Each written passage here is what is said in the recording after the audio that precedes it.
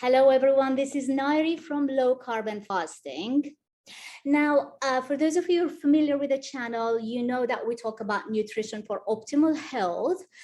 And, we focus obviously on low carbohydrate nutrition for optimal health to varying degrees, depending on an individual.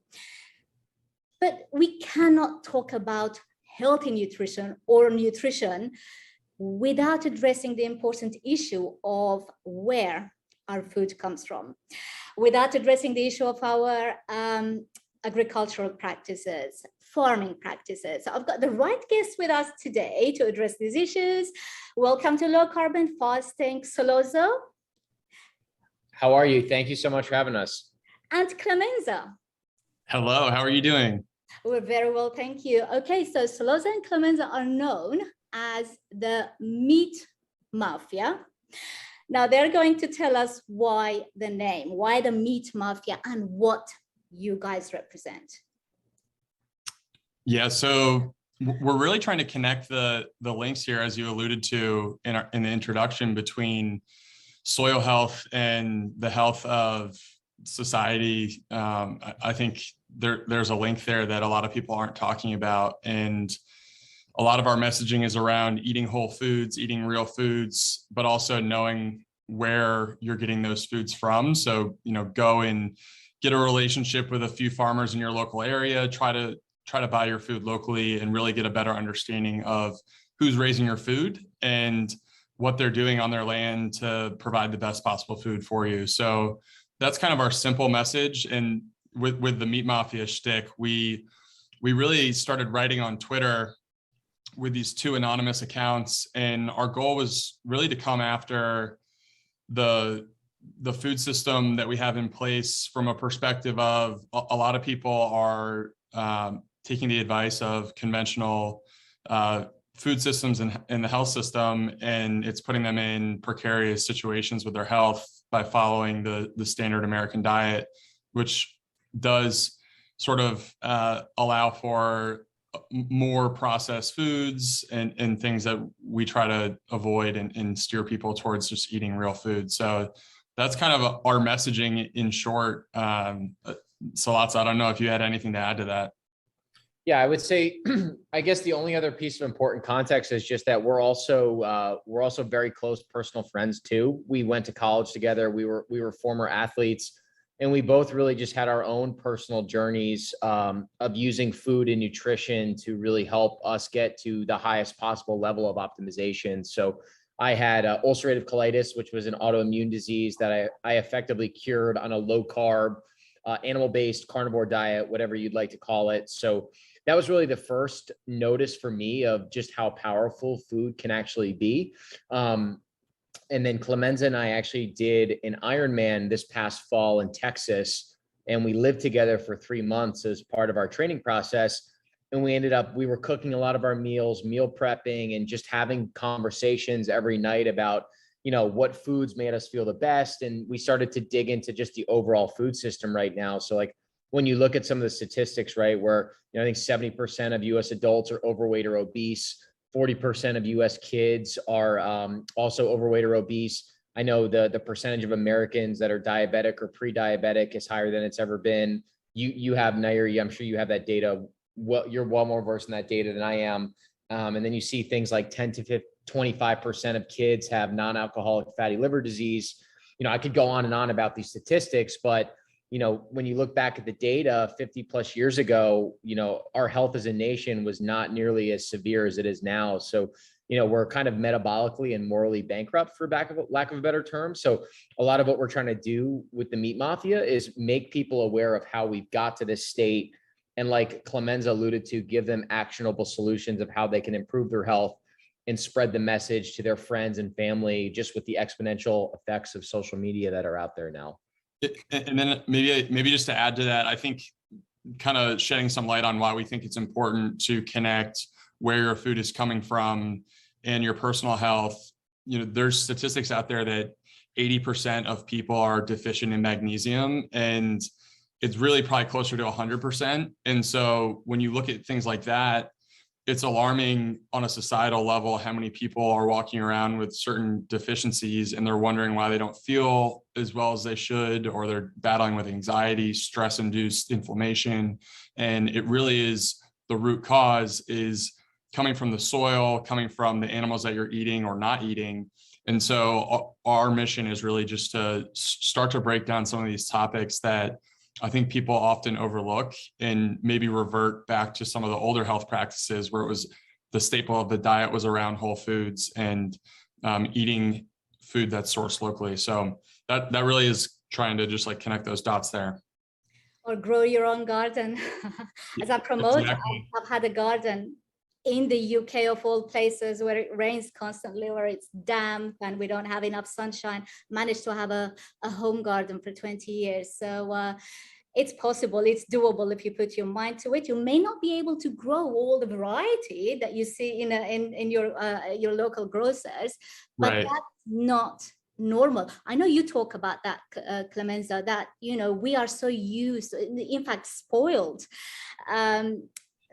You know, we're so used to walking into grocers and just seeing berries all year round, and you know, any food, any produce we can imagine all year round. That is not natural. Do you want to comment on that? Yeah, I think seasonality is something that we've just grown unaware. Like we just have the luxury of not being as aware of our food system and the seasonality of it. Like a lot of these foods really wouldn't have been there in the abundance that they are throughout the year. So there's something to that, where I think if you think about it intuitively and kind of strip back the medical jargon, if you were in one location eating the food that's sourced around you locally, you know, 100 years ago, you're not going to have access to all the foods that we have access to today. And so I think that what that lends itself to is trying to focus on, you know, when the fruit is there, when the food is seasonal and in season, you eat it and enjoy it as much as you can. But when it's not, there's these staples of food that Sollozzo and I have really fallen back on and helped a lot of our health issues by making them the staple of our diet, like a more animal-based diet centered around meats, you know, local honey, eggs, things of that nature. So I think that the seasonality thing is a really great point. Like we've, you know, I was in Costa Rica a few months ago, and there was this just goes to show the international nature of our food system. I'm in a grocery store in Costa Rica, and they have blueberries imported from California. And meanwhile, I'm looking around the rest of the grocery store, and there's all these amazing fruits that were probably picked right down the road, like papaya, coconut. I'm like, why would you want to reach for the blueberries shipped in from California when you can get the fresh, local, and non-chemically raised fruit? So it's something to me that I think, or I hope that our message shifts some paradigms for people, where they start reaching for the food that is, you know, locally abundant, as opposed to just universally abundant and gets shipped in from all over the place. Yeah, Clemenza, you mentioned magnesium deficient soil, and that probably explains why magnesium supplements are the most common supplements I certainly recommend to my clients, and they benefit from it. So why is our food, I know it's because our soil is poor, so our food obviously lacks many nutrients, many of the minerals, but particularly magnesium. So let's talk about regenerative farming. Why is our soil poor, and how long can we continue to use the same agricultural practices as we are now, like monocropping, etc.? I mean, I love your comment on that, because that is your sort of domain, right? You love talking about regenerative farming and agriculture. So yeah, I think the last part of that question is imperative to understand. I don't know if there's an exact number, and I think anyone who's going to put an exact number on, you know, how much longer we have to change the system is probably, I almost think it's counterproductive to put a number on it, because I think that the action needs to be taking place like today, right now, to start start transforming the narrative around this, because I've heard things like, so glyphosate is a chemical that's used, it's an herbicide that's used widely around the globe, and it really drains the soil. It's a patented antibiotic, and it kills the microbiome in the soil. And so what that leads to is farmers having to use more synthetic fertilizers and other chemicals to support the growth of these plants in the soil. But while they're growing these single monocrop plants, they're killing everything else in the soil. So I think the point there is when we're using these chemicals, they are leading to, so I guess peeling it back a bit. So in the 70s, we moved from small scale agriculture to large scale agriculture in the US. And that meant us exporting a lot of our crops overseas. And really, it was the industrialization of agriculture. And that has propped up a system that is highly reliant on these chemicals that are killing the soil. And it disrupts all the natural ecological functions that happen. So water retention, there's a statistic out there that's for every 1% organic matter in the soil. So just to pause, we went from 6% organic matter in the soil down to 3% in the US. Every 1% depletion or addition of organic matter in the soil leads to either the absorption or the lack thereof of 25,000 gallons of water per hectare. And that's like almost two swimming pools of water. And when you look around, people are talking about how there's all these droughts and how their crops aren't able to grow because there's not enough water and irrigation. Well, the problem is really the fact that the chemicals that we're putting in the soil are making it so that the organic matter can't retain the water. So it's just running off and going into streams and then going back, evaporating, going back into the water cycle without even being stored in the soil itself. So that's just one piece. And, I think that in terms of mineral depletion, once you start depleting the soil of the organic matter, it can be restored, but it needs to be very intentional. And it's hard. Like the more and more I learn about this, the more I talk to these farmers, the shift that they need to make, one, they're trying to make money. Like they need to make money to stay in business, right? And all they've been doing for decades is relying on these chemicals and growing the food that the government is subsidizing. So they're collecting a paycheck from the government, it's secure income. And so the risk for them to switch to these regenerative practices is obviously much more apparent. And for the person who's making that change, they're used to growing these foods in one singular way. It's how our education system has brought these farmers up to learn how to grow crops. And so I think that point in itself is a big one, because it's not just a bunch of small farms who are doing it wrong. It's like a systemic issue from like the education that these farmers are receiving. And it's not to say that it's the farmer's fault, but there really is this backward shift where it's like we're not growing our food in line with nature, and that catches up to us. I think when you have systems that don't have the proper incentives in place, like we're clearly living in a broken system. So to answer the last part of your question, how much time do we have?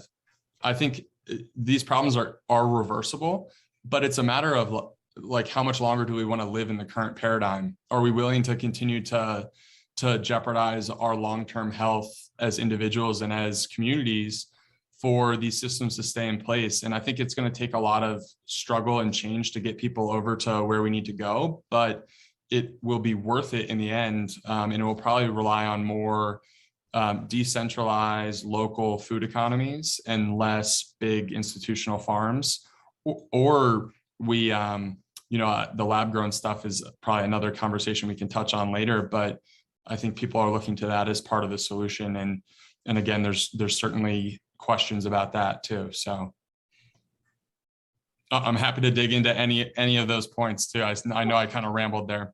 No, very blunt question. Do we know why the US government subsidizes corn production, and I think what else is subsidized? Corn and wheat. Corn, wheat, and soy are the most highly subsidized. Yeah, it's why? Have you been able to find the answer? Because I know that that is part of the problem. Yeah, Crops are subsidized. So as a farmer, as you said, as a farmer, it's probably justifiable for you, unless you care enough for the environment and for nutrition. You're a business. You want to make money. You want to feed your family, and so you do understand why farmers want to go for soy, wheat, and corn. Why are these crops subsidized? I think when you peel back the history a bit and you start reading into how we've gotten to where we are, there's a few moments in time that stand out. So as we were coming out of World War II, there was two conflicting ideologies in the world, communism and capitalism. And the US in 1954 signed into law, it was Public Law 420. And what that did was it allowed the US, we were going through a technological revolution when it came to farming technologies. So we were able to get a lot more tractors out onto the land, which meant fewer people needed to be on the land to actually grow those crops. And we also had an abundance of ammonium from post-war. So the idea was we could protect our own interests globally by exporting surplus crops to developing countries to protect them from becoming communist countries. And so that's my thesis, and it's supported by a few other academics out there. There's a really great paper that a handful of professors from William and Mary wrote back in 2008, and it speaks on this point. And it was really like the weaponization of food, where we started to view food as something that we could use to gain geopolitical traction overseas. And that effort was done during a period of fear where everyone was afraid that communism was going to be coming to the US. Communism was a threat in Europe. And so in the Western eyes, in the views of, the American who's pro, speaking in generalizations, very much trying to protect their democracy. And so what happened was we made the choice to start exporting our surplus crops, and it became very advantageous, and it also became profitable for these larger farmers to continue to double down on technology. Land was cheap. They were able to borrow a lot of money to go buy more land. The narrative from the Department of Agriculture was to grow from fence to fence. And if you were a small farm, the messaging was basically, if you're a small farmer, you're going to have to go get out. And what you see is that like very high level macro event led to us subsidizing all of our farmers so that they are now reliant on one source of income from the government. I think it's something like 40% of income from a farmer's income is subsidized by the government. So essentially they're not making money if they're not getting money from the government. And so I think that is like the bedrock of understanding that's like the backdrop of why these crops are so heavily subsidized, and why all of our products today are most like cereal. It was like, then we were just making all these cheap food products, or, I say food products with emphasis. It's like, these are just highly processed grains with sugar thrown on it. And then we're creating an economy, a food economy that has, on the front end, we're subsidizing these poorly nutritious foods that aren't good for the soil. And on the back end, we are feeding products into the economy and promoting them through the health guidelines. We're saying that you should have like 6 to 10 servings of grains in pastas and all these things. And again, it's just this whole system that developed over time, and it shifted us away from growing and eating locally and eating a variety of foods. And now our diet is very much based on corn, soy, and wheat. Excellent commentary. Thank you so much. If you don't mind, let me just add to that. I was reading The Ravenous by Sam Apple. So good. I'm interviewing him in a few weeks. So awesome. yeah, he does mention something about, these sort of about what may have started this mass production of food or junk food, including junk food. Yeah. There was this global fear of hunger and sort of poverty just following the Second World War. So governments obviously were looking into ways to produce food more cheaply. Yeah. And faster. And I think there's when I try to observe the events that happen, I'm trying to put myself in their shoes, because they're clearly making a challenging decision that they don't know what all of the different externalities are going to be that come from it, positive and negative.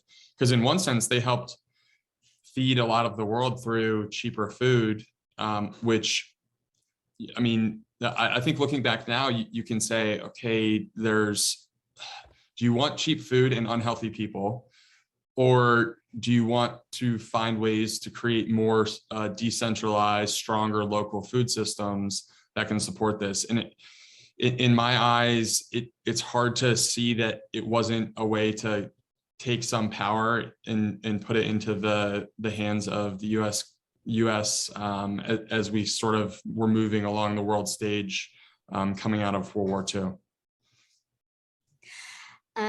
So what attracted me to the Meat Mafia and their mission was obviously everything that you guys are doing, and it's everything you're doing, and you're speaking out and you're reaching people. You've got your Telegram group, etc. We'll talk about all of these towards the end of the video, but it was the blog from Sollozzo, your blog about how you healed your autoimmune disease, which which still is regarded as chronic, progressive, and untreatable. I'd like you to tell people about it, please. And for those of you who are not familiar with the ulcerative colitis, please define it and tell us how you put that into remission.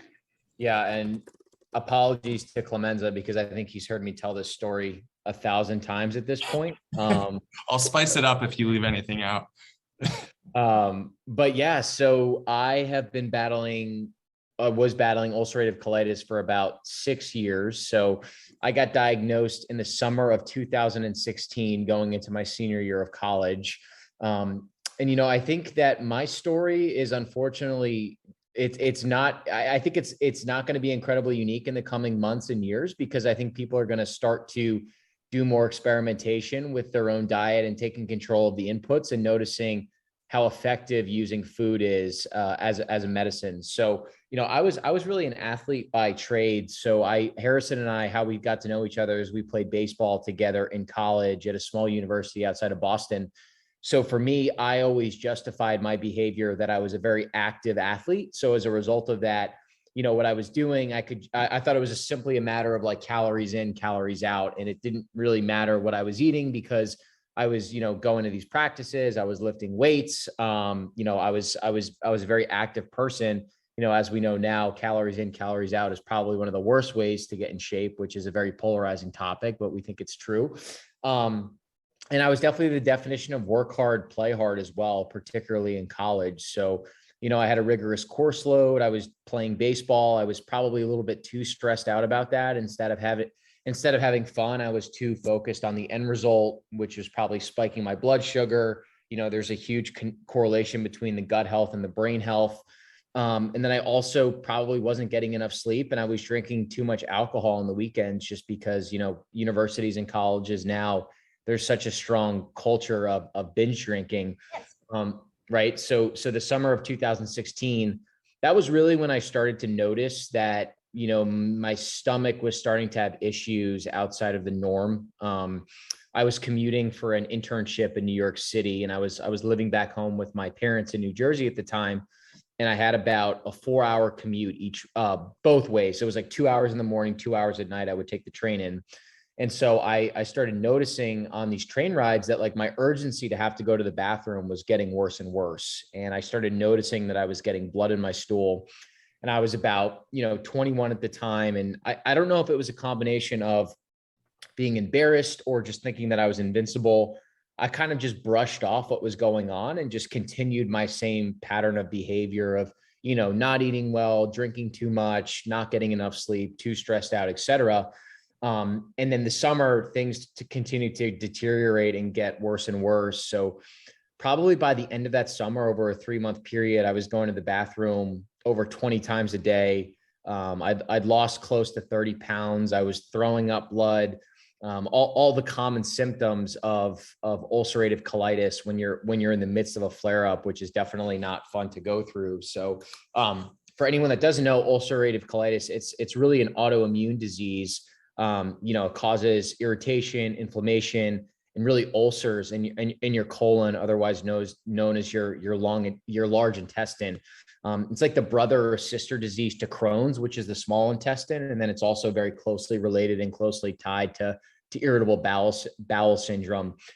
It's actually most common with men in their 20s, which you wouldn't think would be the case, but I was kind of like the perfect candidate for it just because of the lifestyle that I was living, the fact that I'm a male and, I was younger when I got it. So, I get hospitalized, I'm losing 30 pounds, and then there's no cure for these autoimmune diseases. So what they say is the best that they can do is they can put you into remission, and you're going to have to be on some type of a medication for the rest of your life, just to make sure you stay in remission so your stomach doesn't flare up again and you get back into this chronically inflamed state. So I was put on a medication called Remicade, which is a biologic drug given to a lot of people with colitis, with Crohn's. I think some people with psoriasis or a few other autoimmune diseases will also go on Remicade. And I was supposed to get Remicade via an infusion every 8 weeks, via a blood infusion.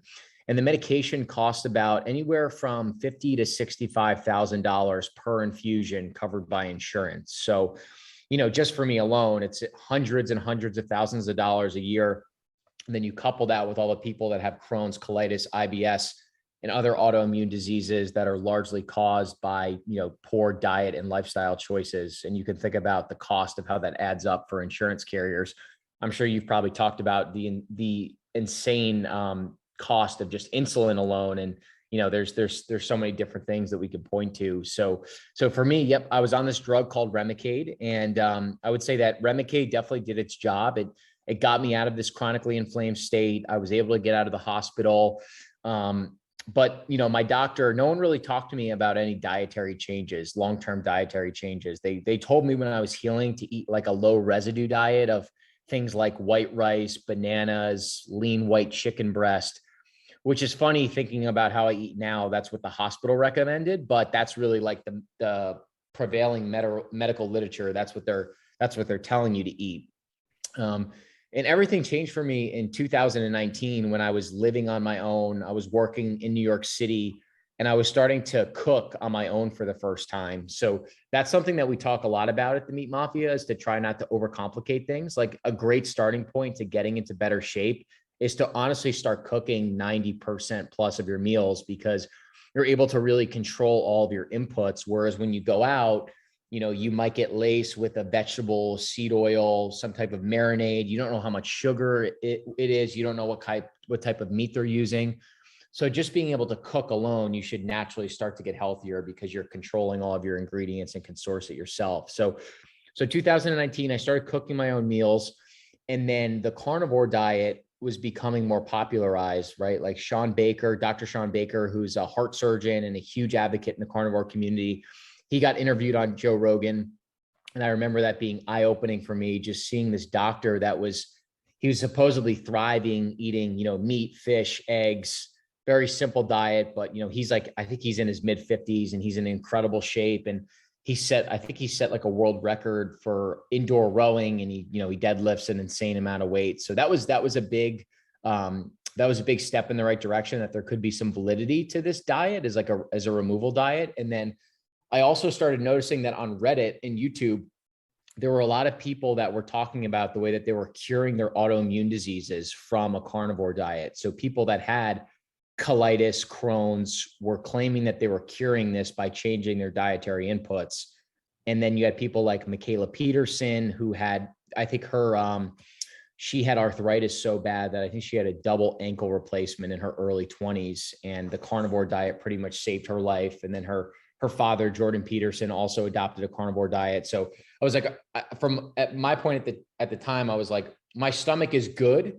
It's definitely not great. I'm definitely still flaring up, even though I'm on this drug. So if I can make dietary changes that would effectively heal me of this disease, of course, I'm going to experiment with that and try and do it. So I remember going to Whole Foods for the first time, buying things like steak, chicken, eggs, coffee. I tried to keep it very simple. I don't think I had any dairy. I didn't have any fruit. I didn't have any vegetables. It was basically just all animal products as God intended. And it's a very small list of foods because you want to pull out any inflammatory triggers. So, I remember after the first week of doing the diet, like I instantly went down to like 1 to 2 bowel movements a day, which is the lowest that it had ever been. And for someone, you can ask anyone with like colitis, Crohn's, or IBS, like being able to do that after a week is seemingly unheard of. And then the longer that I did the diet, I ended up doing it for about 2 months. Like my skin cleared up, my energy felt great, anxiety, depression, like not that I was never depressed, but like things that used to bother me and gave me anxiety no longer bothered me.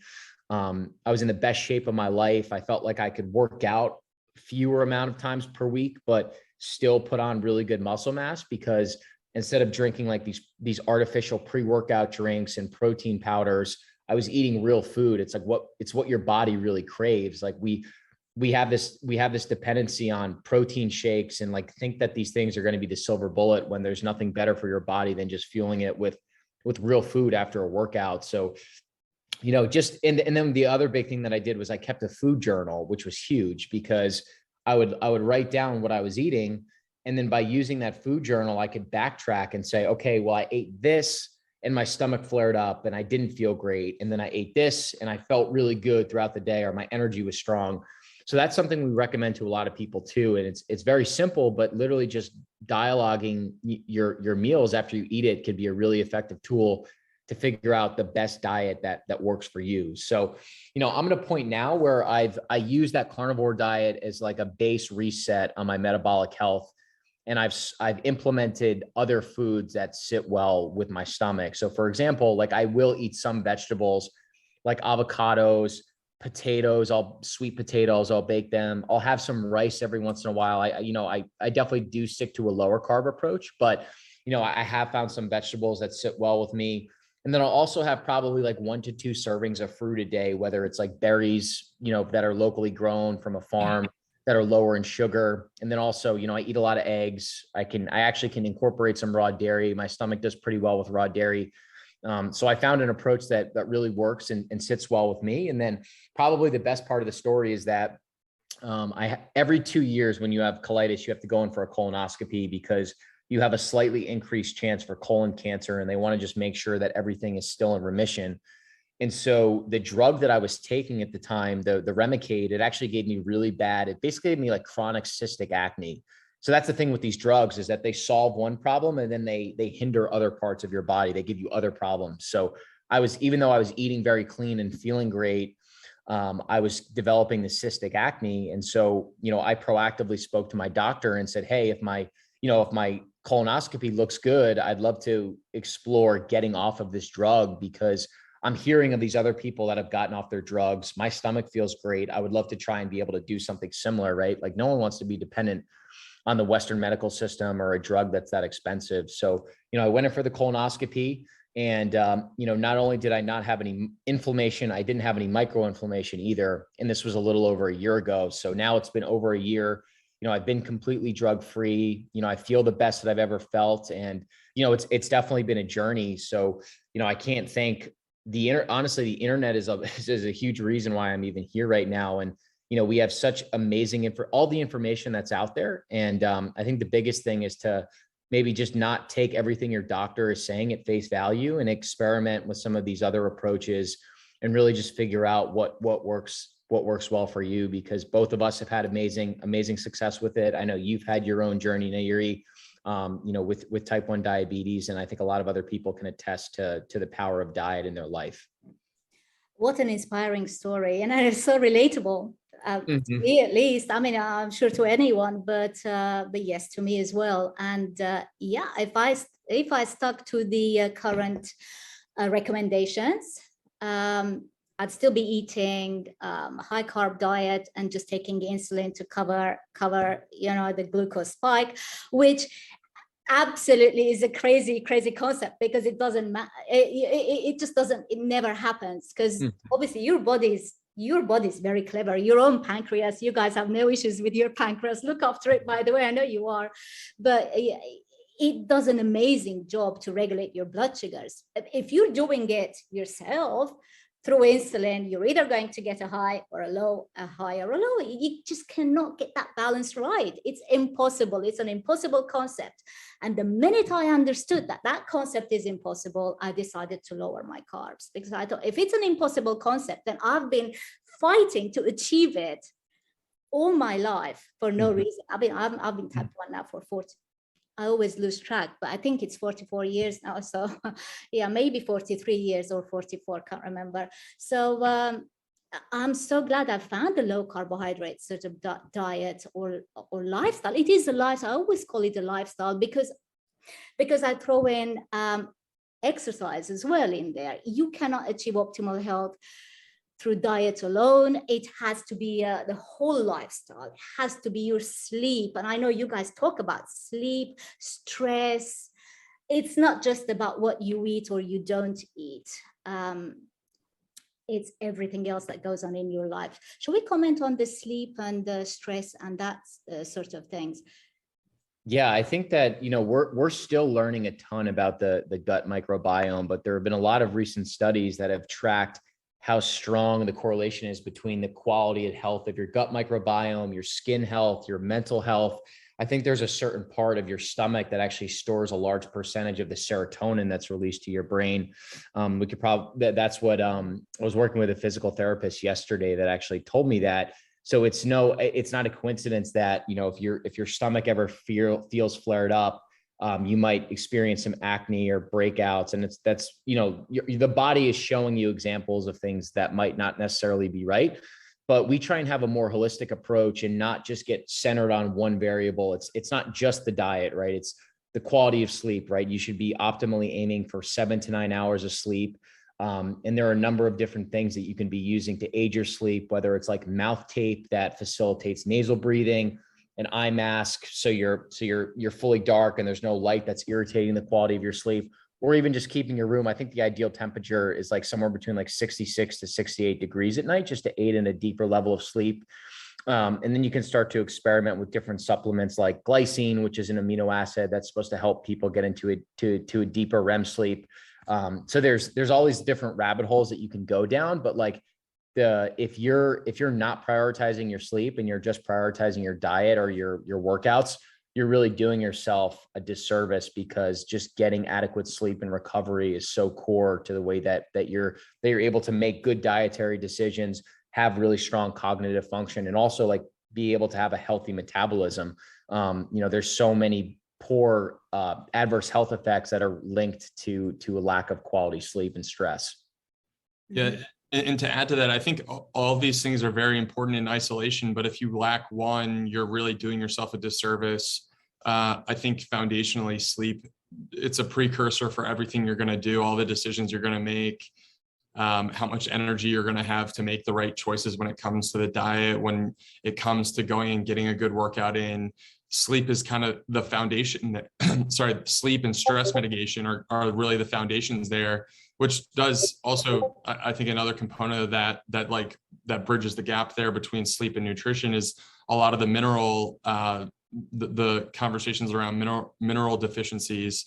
Like if you're vitamin D deficient, which a lot of people are, what other factors is that playing into your health when it comes to eating the right things and wanting to go for a little additional exercise? So I think that's kind of how we think about it. It's not just these health topics in isolation. You really need to weave them all together, because at the end of the day, it is a system, and everything is playing a factor into how much energy you're going to have, do all of the amazing things that you want to do with your life. So I think that's kind of the bottom line.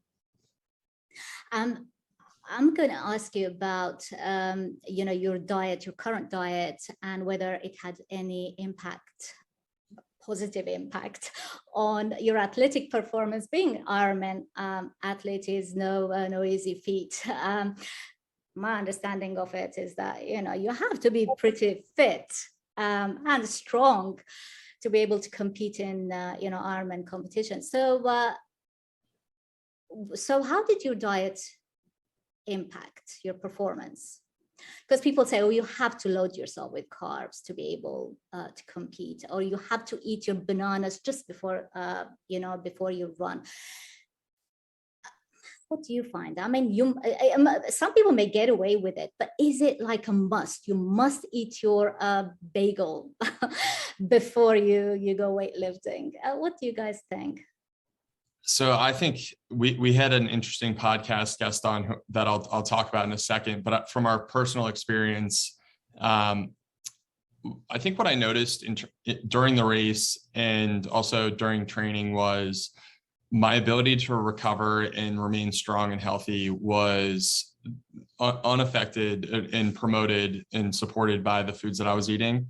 I think that our diet then was probably a little bit more carbohydrate focused than it is now, but that was our first Ironman. We were really figuring it out and doing all the experiments.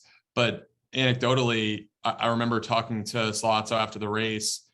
The last part of the race is a run, is a full marathon. And he and I were both running the entire thing. And we didn't have record-breaking times or anything, but the people around us, we noticed as they were fading, we were kind of hitting our stride. And so I think that speaks to our nutrition and our ability to actually really lean on this more animal-based diet. The podcast guest that I mentioned, he is he's done a number of Ironman, and he was doing a lot of experimentation around a no carb approach to Ironman. And he did the full race with only 3 hard-boiled eggs for his nutrition, which is absolutely unbelievable. If you've been through any endurance race, you feel like you need all of these goos and things to keep you supported through the race, which I think if you're not trained properly, if you're not fat adapted, you would absolutely need the goos to get through the race. But he had trained himself so well that he was used to only burning the stored fat on his body when he was going for these long endurance runs. So he had really tricked his body into or manipulated his body in a way where he could go through the entire race basically without any nutrition, which to Sollozzo and I, we were blown away by that. Just even the notion that someone would even try to do that, because you think and you're taught when you're going through these races that, as you said, you need all these, the carb loading, the bananas. I know Sollozzo's run into some issues. His guts just obviously is a little bit more sensitive to the carbohydrates given what he's gone through. So with some of the racing stuff, I know he is specifically run into issues when it comes to the carb loading ahead of the races. And it's really, I think it's worth, there's probably not nearly enough medical support or enough people who have done something as crazy as what our podcast guest, his name is Kanza, if anyone's looking for the episode. If anyone's looking for information on it, just not enough people have tried to do it on a low carb diet, but it's really, really fascinating to think that you could do that. And he said that he felt amazing on it, that he didn't there's this fear of clonking out when you're out there because your body just kind of shuts down because it's not getting the glycogen it needs. But he was saying that was not an issue at all. So Sollozzo, what I miss, I'm sure I missed something. Oh, you did a great job. I think the big thing to just realize is that there are a lot of endurance athletes that are coming around to this concept of fat adapted endurance. And most people don't know that the body actually has 40,000 calories worth of fat that it can tap into and burn. Whereas I think it's for glucose, it's only like 2,000 or 3,000. So, but we're taught to only shuttle carbs and glucose into the blood through these things like gels and bananas, things that are really disrupting to the gut. And then it's like you're riding the roller coaster where you need one of those gels every 20 minutes. Otherwise, you're just going to fall off. So the reason why a lot of people don't do the fat adapted endurance is that you have to train your body to get fat adapted. So you have to start running and riding your bike without anything in your system. And you might have to do it at a lower heart rate, and it might take you a few weeks. It might take you a month. And most people just don't give themselves to actually get into that fat adapted state. So I think there's a really good book on fat adapted endurance that's written by two PhDs. I think like Stephen Finney Volek and Finney are the two authors of the book. And that's what Kanza specifically used when he trained for his triathlon. And then you even see people like Pete Jacobs, who won the Kona Ironman in 2012. He started getting some really bad autoimmune issues and adopted a carnivore diet. And now he's doing all of his races fat adapted. So it's going to be interesting to see if he notices an uptick in his performance and if he can get some of these other athletes, because Gatorade and these other sugary endurance companies, they load up on sponsorships for the athletes. So the athletes feel like they need to use this, and it might not be the best thing for them long-term. So it'll be interesting to see how things progress over the coming years. And when you think about all the sugar that you're taking in, if you're an endurance athlete, I think most endurance athletes probably consume more sugar than they ever will in their lifetime during their training periods. And it can come at those points when you're done with a workout and you're just loading up on the carbohydrates. And, I definitely felt that with trying to take a more low carb approach, eating more animal based, I didn't have these like moments in time where I felt like sluggish because I was eating, all the heavily like grains and pancakes and all the things that people want you to eat before and after the race. So I think the key is to be metabolically flexible. So when you run out of your glycogen stores, your body just switches, and it's natural, it's natural to it. It doesn't, go into panic mode. Oh, what do I burn now? I've run out of energy. So right. It just switches to fat burning. But it's interesting what you said. We've got more calories stored in our bodies, fat calories than sugar. And it reminded me of the experiment they did in the UK. I think it was last year in the lockdown, where they put a bunch of people to cover 100 miles, walking, jogging, whatever, over 5 days of being completely fasted, 5 days of fasting, absolutely no food. And among the participants were two or three type 1 diabetics. So even as a type 1, you actually have the same sort of fat storage. Even if you're lean, you still have that same fat storage that could easily keep you going for five days. I certainly, prefer exercising when I'm fasted. I perform better. I've noticed that. I'm no endurance athlete. I only came into the scene a few years ago because I noticed my joints were, after being diabetic for so long, were getting glycated. So, and that comes with diabetes, being on a high carb diet, as was recommended to me for years. So, changing my diet didn't help. In fact, my shoulders were so frozen, so painful, and I avoided injections. I avoided medication. I healed them. I couldn't even put a jacket on. So I healed both of my shoulders, particularly the left one, just through exercise. So that's when I started lifting weights. That's when I started strength training and introducing meat into my vegetarian diet.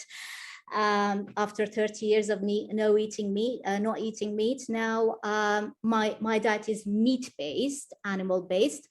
So you did mention the carnivore diet, and most people are like, oh, so all I have to eat is meat. There's no variety there. But it doesn't have to be that way for all of us. You don't have to be pure carnivore for the rest of your life unless you enjoy that. But I think an animal or meat-based diet, which is what you guys do, you follow a meat-based diet, not necessarily pure carnivore. Meat-based diet certainly has its benefits. Absolutely. Well, we've both seen that in so many different factors. Yeah, there are a few people that have stayed on a long-term carnivore diet Sean Baker, Dr. Sean Baker being one of them, Michaela Peterson.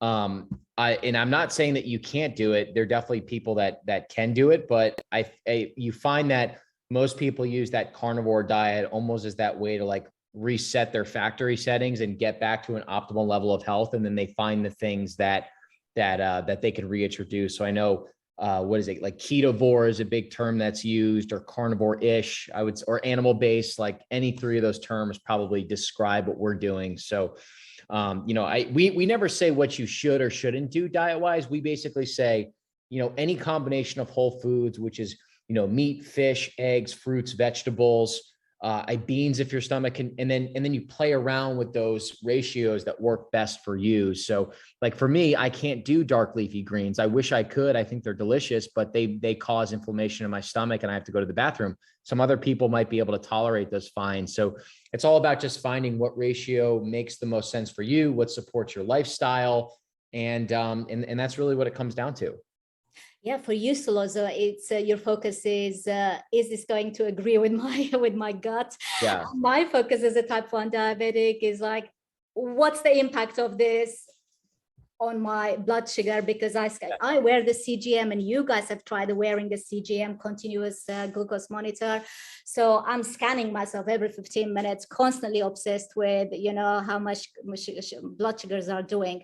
But as a type 1 diabetic, I can't get a break from it. I can't just think, okay, today I'm not going to be type 1 and not worry about my blood sugars. I just can't do it. I can't take a break from it. It's probably the same for you, Sollozzo. So what was your experience of wearing the CGM? Because you found out certain things, especially with raw milk, right? Unpasteurized raw milk or cream. Was it cream? Tell us more about that. That's interesting finding, and I'm definitely eager to try it myself. Yeah, so I noticed that even though I was, I used the NutriSense CGM, and then Clemenza's used the company called Levels and has had great success with them. There are a bunch of different options that are out there now where they connect the glucose monitor to an actual phone, and you can scan it and have, real-time readings of what your glucose levels are. So I was noticing that even though I was eating a lower carb diet, my glucose was spiking throughout the day. And I don't know if that was stress related or something else. But I was noticing that I was starting to, I did an experiment for a couple of weeks where I was just introducing a lot more raw milk and raw cream, raw dairy into my diet, like in my morning coffee, or I would kind of make a post-workout shake with the raw milk. And I was noticing that my blood sugar was staying very low and very stable throughout the day, like in the 80s. And then I sent some of that data to Dr. Brian Lenskis, who's an endocrinologist out of San Diego. And he said, this is just anecdotal, but when they were treating a bunch of patients in Guatemala, they would actually give them different types of dairy different types of raw dairy. And then I guess it would actually help them with their blood sugar. So I thought it was really interesting. And it was just a great tool just to learn a little bit more about, what agreed with my stomach, what agreed with my blood sugar, how could I keep it stable? It's probably like a CGM is probably the best wearable that I've ever worn, and that, over a Garmin or an Oura Ring or all the other devices that are out there. Did you find any foods, and were you surprised by any foods, Clemenza, that impacted badly or positively on your blood sugars? Any surprises?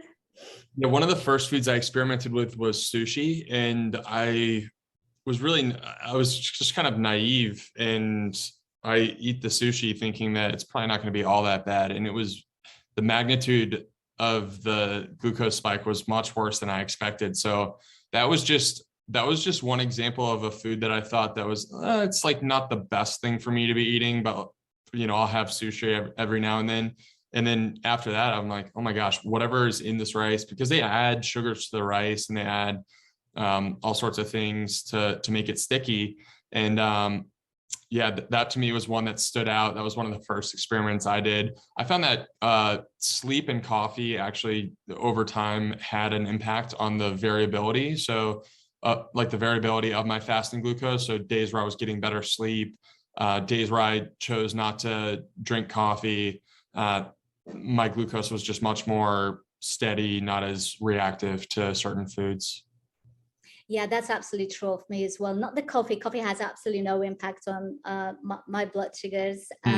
but lack of sleep or disrupted sleep, even disrupted sleep, I wake up with higher blood sugars in the morning. So, and that's a state of insulin resistance, because it takes me a long time because I have to give myself exogenous insulin. It takes me a long time to stabilize again. So you don't want to get into that state. You don't want to compromise your, your sleep. Absolutely. So, can you tell our audience, we're going to wrap this up, but can you tell our audience where they can find you, how they can follow you? I'm certainly in the Telegram group as well. I love your newsletters. Tell them where they can find you. I would say right now, Twitter is probably the best place to find both of us. So we're under the banner of the Meat Mafia, but we have our own separate accounts. So Clemenza's handle is at Carney Clemenza, spelled out. And then I'm at Mr. Sollozzo. So if you follow one of us, you'll be able to find the other person because we have each other linked to our bios. We also have a podcast that we've been really trying to record a lot of good quality content on, called the Meat Mafia podcast, where we bring in different experts within metabolic health, whether it's doctors, people that run their own telemedicine clinics, endurance athletes, a lot of local regenerative farmers, really just trying to help connect that message around food.